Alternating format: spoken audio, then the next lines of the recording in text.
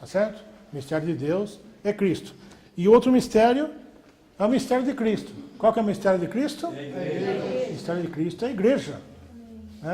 Poxa vida. Pedro, quando ele recebeu aquela revelação, que aquela pessoa que estava na frente dele ali era o Cristo, esse Senhor, quando o Pai revelou para ele que ele era o Cristo, Cristo ali imediatamente revelou para Pedro que a respeito da igreja. Amém. São duas grandes revelações que estão ali contidas naquele texto. O mistério de Cristo é a igreja como o seu corpo para expressar a sua plenitude. Amém. Isso de fato, irmãos. Graças ao Senhor que isso foi desvendado para nós. Amém. Mas infelizmente para muitos, isso ainda continua sendo um mistério. Muitas pessoas passam de longe disso aqui. Nesse sentido, eu diria para os irmãos, nós somos bem-aventurados.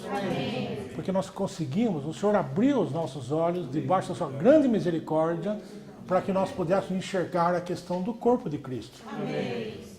Isso faz muita diferença. Amém. Faz muita diferença, se você consegue ou não. Pregar a Cristo, certo? Não só pregar Cristo, mas também pregar a igreja.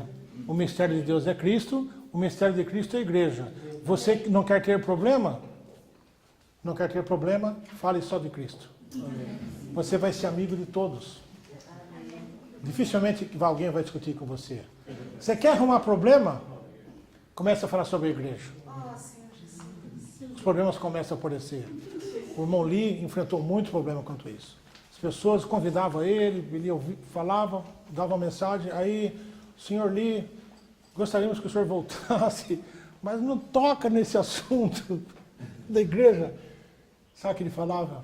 Sinto muito, o meu encargo é Cristo e a igreja. Amém. O nosso encargo, irmãos, nós não podemos deixar por menos. Causa incômodo nas pessoas, é problemático.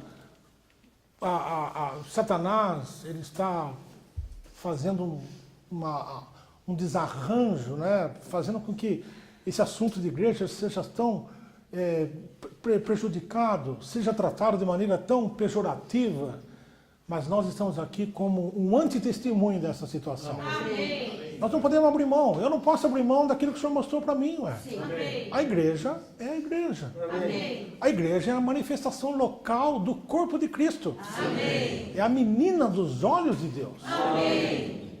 Puxa, como é que eu vou deixar esse assunto do lado? Então, nesse sentido, nós não vamos sair brigando com todo mundo. Eu não tenho disposição, eu no começo eu brigava. Tá certo?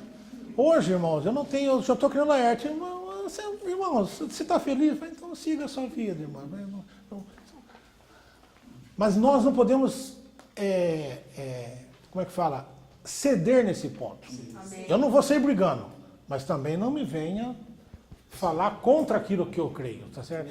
Amém. Eu estou aqui para dar esse testemunho de Cristo e da igreja. Amém. Nós pregamos Cristo e a igreja. Amém. Cristo como mistério de Deus e a igreja como mistério de Cristo. Amém. Como é que você pode pregar isso? Primeiro requisito, você precisa estar em espírito. Amém. Irmãos, segundo ponto, precisa ter oração. Sim. Eu vou dizer uma coisa para vocês. Pregação do evangelho, não existe artificialismo. Não existe truques. Não tenha medo de convidar uma pessoa. Já fizemos isso uma vez em Sumaré, duas vezes. Faz tempo que nós não fazemos isso, mas nós já fizemos 2 vezes.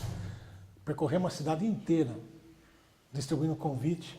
Mas sabe o que a gente falava? E aquilo eu não sentia, eu confesso que eu não sentia paz. Nós vamos dar uma palestra sobre como você se liberta da ansiedade. Irmãos, vamos ser francos, não é palestra, coisa nenhuma, nós queremos pregar evangelho. Amém. Não fica arrumando um artifício, não queira amolecer a coisa. Não queira colocar fermento no pão, o pão é duro mesmo. Certo? Nós temos que crer que o Senhor, Ele quer salvar as pessoas. Amém. E nós vamos cooperar com Ele. Hã? É disso que eles precisam. Nós temos que crer nisso. Então não se preocupe com ficar disfarçando. Não. Se você contar para não, haverá uma reunião de pregação do Evangelho.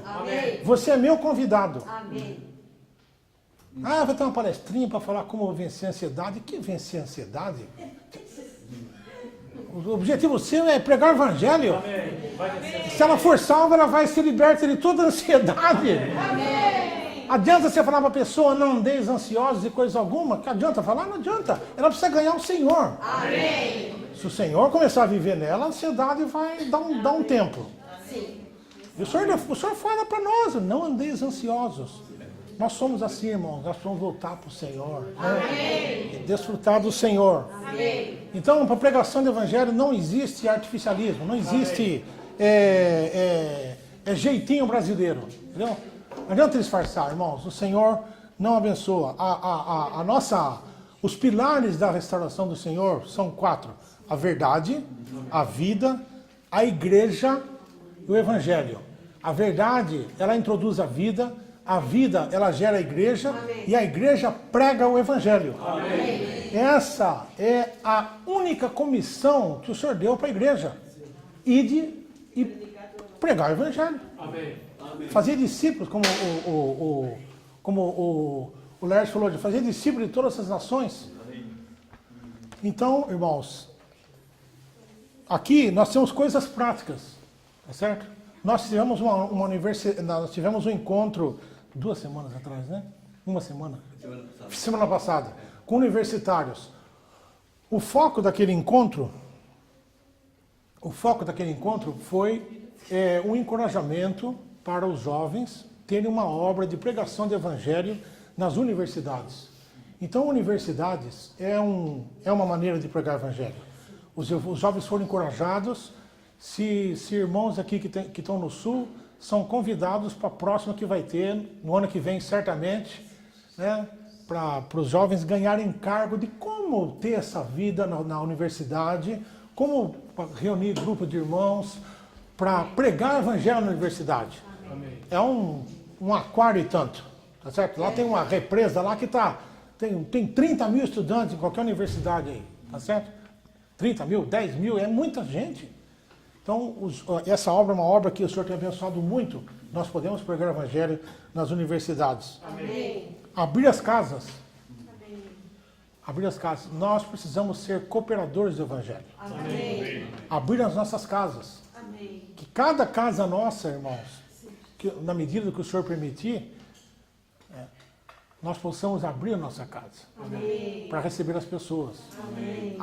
Aqui não necessariamente no contexto das universidades, mas principalmente também nisso.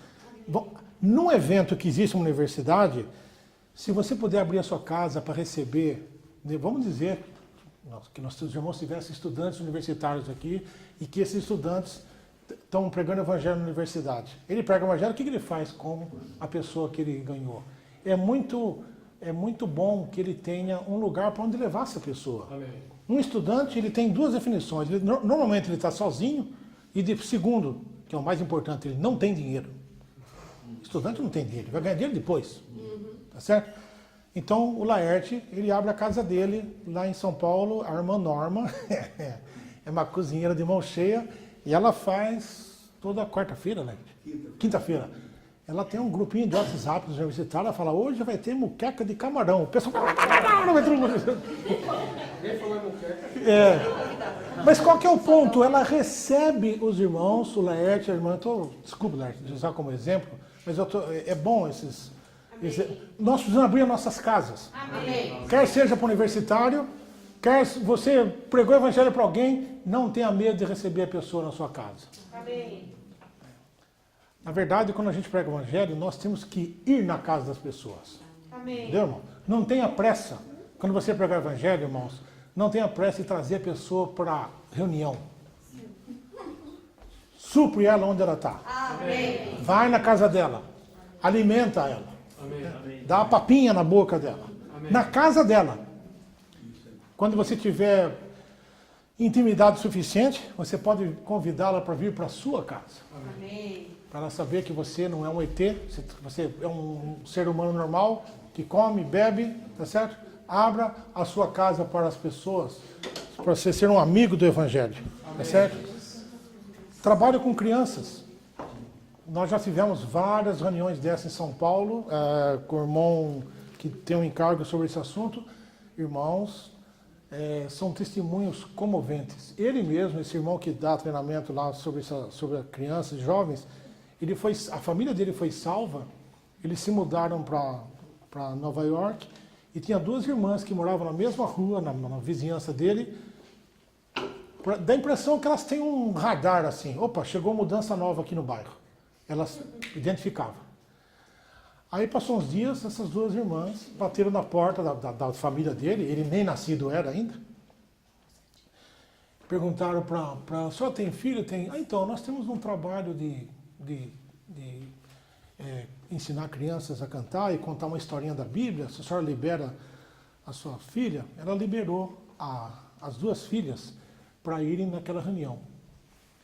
O que essas irmãs faziam? Elas contavam uma história da Bíblia para as crianças, cantavam uma musiquinha e davam uns biscoitos. Semana que vem tem mais. Semana que vem elas foram de novo na casa da mãe dele, perguntaram, você libera a sua filha para ir?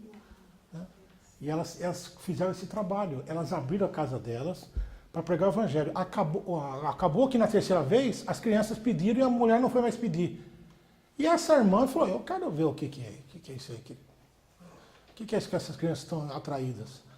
E a família inteira foi salva. Amém. A mãe foi salva, o pai acabou de ser, faz alguns anos que foi salvo.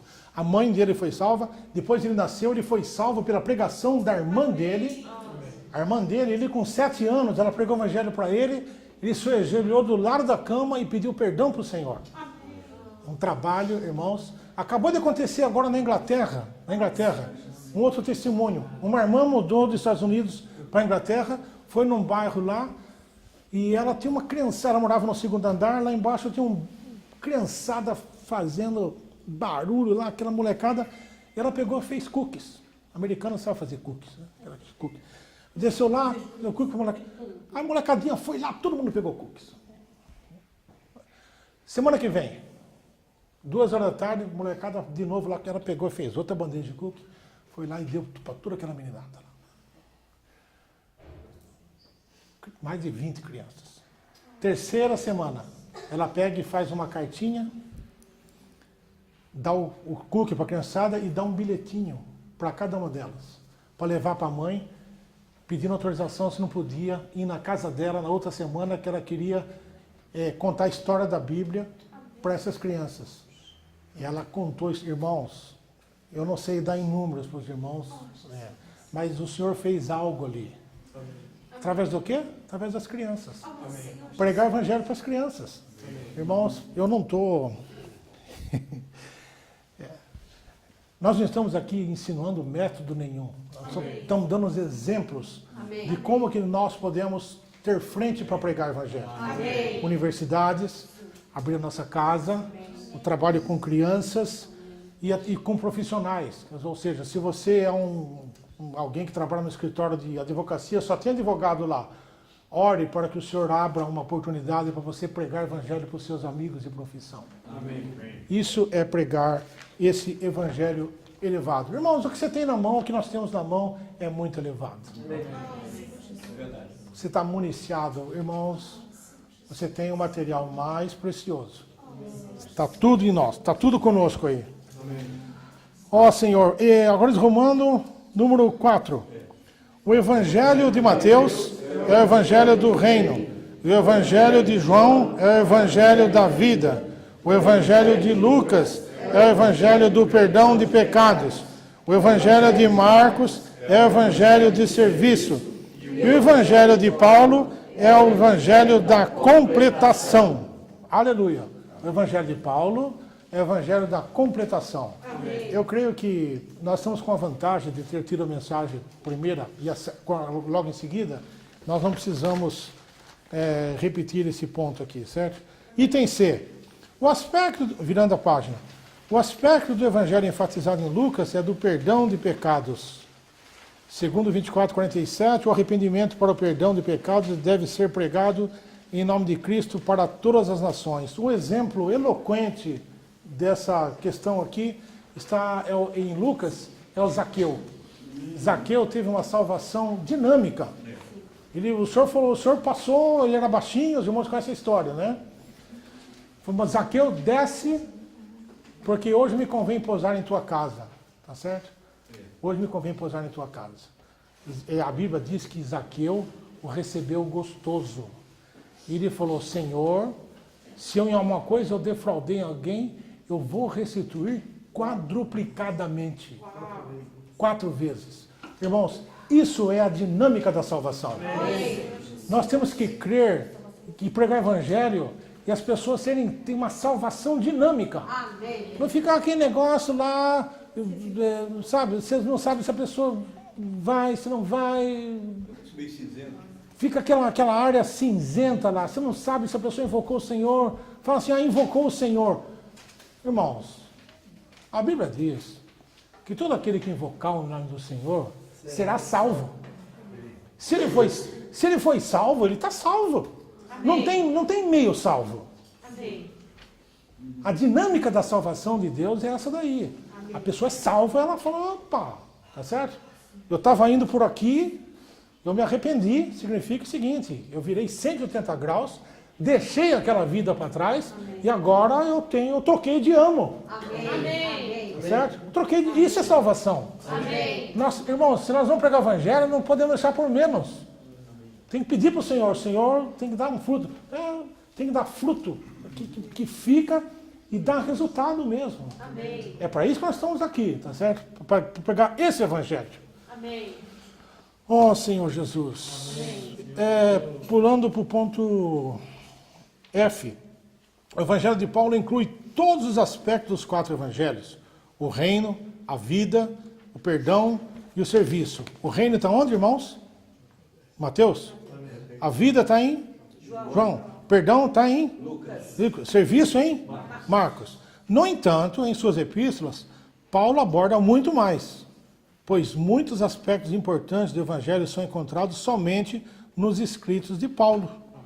Aí ele fala aqui, primeiro, o Evangelho de Paulo fala de Cristo ser 5 coisas para nós. Primeira, Cristo está em nós como esperança da glória. Amém. Aleluia. Tá certo? Você passa situações difíceis, né? O seu corpo está doente, eu já tenho problema de que dói o osso da bacia, já tenho quadro de hipertensão. Um dia, irmão, meu corpo vai ser glorificado. Amém. Tá? Como é que eu sei disso? Porque o Cristo está em mim. Amém. Se Cristo está em mim, eu tenho a esperança da glória. Amém. A glória não é um negócio que vai descer de lá, não. A glória é que o seu corpo vai ser glorificado. Amém. Paulo fala, aquilo que é mortal vai ser revestido da imortalidade. Amém. Aquilo que é corruptível se revestirá da incorruptibilidade. Amém. Essa é a minha esperança. Amém. Minha esperança é essa aí. Não pode deixar por menos. Tá certo? Amém. Cristo vive em nós. Amém. Tá certo? Não mais eu. Quem é esse eu? O velho eu. Quem vive agora? O novo eu. Amém. Cristo está sendo formado em nós. Amém. Poxa, né? Em Gálatas mostra Cristo sendo revelado em nós, capítulo 1. Né? Capítulo 2 mostra Gálatas, Cristo vivendo em nós. Amém. Capítulo 4 mostra Cristo sendo formado em nós. Amém. E você sofre... Olha, já acabou meu tempo. Acabou meu tempo. Então, Cristo sendo formado em nós. Amém. É fácil Cristo ser formado nas pessoas? Você prega o evangelho, você está batendo na casa de uma pessoa lá faz 3 meses. Você vai indo toda quarta-feira na casa dela. Um dia ela liga para você e fala assim, eu quero ter meu tempo de volta. Por favor, não venha mais. Então, isso, você sofre dores de parto. Puxa, sofre ou não sofre? Você passa por essa experiência? Poxa, você, sabe, uma vez um irmão chegou em mim e pediu para mim se eu podia ir para uma cidade lá perto, que tinha umas pessoas que estavam interessadas na questão da vida da igreja, um grupo lá. E eu Estava pregando o evangelho para eles no sentido que nós estamos falando aqui. Eles já eram irmãos. E eu fui lá compartilhar, irmãos, várias semanas para eles. Mas um dia, né, e eu estava desfrutando, porque eu desfruto quando eu compartilho. Né? Eu desfruto muito quando eu compartilho. E você acha que a pessoa está desfrutando. Chegaram em mim um dia e falaram assim, a gente não queria mais que continuar com essa reunião, não sei o quê. Eu senti aquele baque. Então, quando o irmão compartilhou isso, eu lembrei daquilo lá. Você está pregando o evangelho, ou você está tentando dispensar algo para a pessoa, e a pessoa pega e despreza. Né? E isso é sofrer. E essa é a situação de Paulo. Meus filhinhos, por quem eu de novo sinto dores de parto, até Cristo ser formado em vós. Esse é o espírito que tinha Paulo. Senhor Jesus, Cristo habitando em nós. Esse ponto aqui, irmãos, ele é muito significativo. Quando você fala que Cristo habita em nós, a oração mais estratégica que você pode fazer é: Senhor, faça morada em meu coração. Amém. Amém? Amém. Só que isso tem uma consequência. Você está convidando alguém para morar na sua casa. E você não pode ser hipócrita. Sinta-se como você estivesse na sua casa. Mas não entra ali, não. Mas não entra lá, não. Tá certo? Não entra lá, não. Esse quarto aqui também não pode entrar. Se nós convidarmos o Senhor, nós temos que assumir o risco de Ele entrar no nosso quarto, naquele cômodo que você não gosta que Ele entre. Ele vai tirar aquele quadrinho que está lá, tá certo? Ele vai mudar a cor da parede daquele quarto. Tá certo? De repente tem uma guitarra daquele boyzão de rock pendurado no seu... O senhor vai lá e vai tirar. Você está convidando para o Senhor morar no seu coração? O senhor vai morar. Amém. Ter um inquilino é com todas as implicações. Você está dizendo para o Senhor fazer morada no nosso coração. Amém. Irmãos, o senhor precisa fazer morada no nosso coração. Amém. Peça para o Senhor todo dia. Se abra para o Senhor de manhã, né? A primeira palavra, Senhor, eu te amo. Amém. Você precisa declarar isso para o Senhor todo dia. Amém. Senhor, eu te amo. Segunda coisa, Senhor, usa esse dia, aumenta a tua morada em mim. Amém. Senhor, habita em mim. Amém. Isso vai implicar, irmãos, necessariamente, que alguma coisa que é sua vai ter que sair. Isso é as duas pessoas, dois corpos não ocupam o mesmo lugar no espaço. Para o Senhor entrar, alguma coisa vai ter que sair. Que o Senhor faça isso em nós, né? Amém. Que o Senhor possa viver em nós, né? E Ele possa habitar, fazer morada em nosso coração. Amém. Ele faz isso, sabe como? Fortalecendo a cada um de nós no nosso homem interior. Amém. Nós temos que ser fortalecidos para que Ele possa fazer morada. Amém. Essa palavra em grego significa katoekeos, que significa kato, significa para baixo. E ekel é fazer habitação. Ou seja, o sentimento aqui é fazer uma habitação profunda no nosso ser. Amém. Não é superfície, não. É algo que o Senhor está fazendo lá nas nossas entranhas. Amém. Senhor, faça morada em mim. Amém. Louvado seja o Senhor. Amém. Irmãos, eu estou desfrutando muito, mas nós precisamos parar, não é? Vamos ler então, irmãos, o item 5. Item 5. De Paulo é o Evangelho da glória do Deus bendito. As irmãs. O Evangelho da glória do Deus. É o Evangelho da glória do Deus bendito. Aleluia. Eu pensei, as irmãs, pode letrar, irmãs, letrar as irmãs. O Evangelho da glória do Deus bendito é uma expressão excelente. Ela se refere à economia de Deus no versículo 4. Amém. Deus bendito. Louvado seja o Senhor. Amém. Os irmãos. O evangelho do qual o apóstolo Paulo estava incumbido é o resplandecer da glória do Deus bendito, Bem, esse resplandecer aqui é na face de Cristo, né? Mas ele também vai resplandecer em nós. Né? Aquele que disse das trevas haja luz, ele mesmo resplandeceu em nossos corações. Você vai brilhar no nosso coração.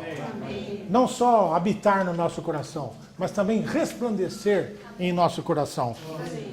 Todos, ao dispensar a vida e a natureza de Deus em Cristo, aos escolhidos de Deus, esse evangelho resplandece a glória de Deus, na qual Deus é bendito entre o seu povo. Isso aqui é uma questão de resultado, tá certo? Deus vai ser bendito no meio do seu povo, por quê? Por causa que a natureza dele dispensa a vida e a natureza de Deus. Ao dispensar a vida e a natureza de Deus em Cristo aos escolhidos de Deus, esse evangelho resplandece a glória de Deus, na qual Deus é bendito entre o seu povo. Amém. Vamos ler todos. Essa é a comissão e o ministério que o apóstolo recebeu do Senhor. Esse evangelho deve ser comumente ensinado e empregado em uma igreja local. Que isso faça parte da nossa vida normal da igreja. Amém. Pregar esse evangelho elevado. Certo? Pregar esse evangelho elevado para que o Senhor possa ganhar glória na igreja. Amém. Louvado seja o Senhor. Amém. Nossa comunhão para aqui, os irmãos.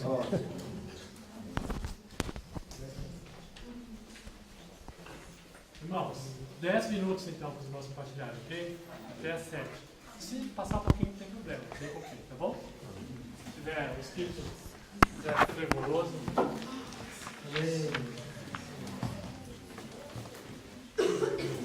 Oh, Senhor Jesus.